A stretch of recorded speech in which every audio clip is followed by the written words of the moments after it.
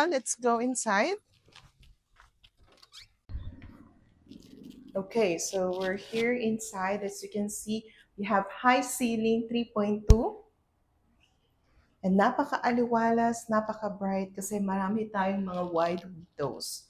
Ito yung living area. Tamang-tama lang siya for small family or parang aesthetic style, minimalist na mga furnitures.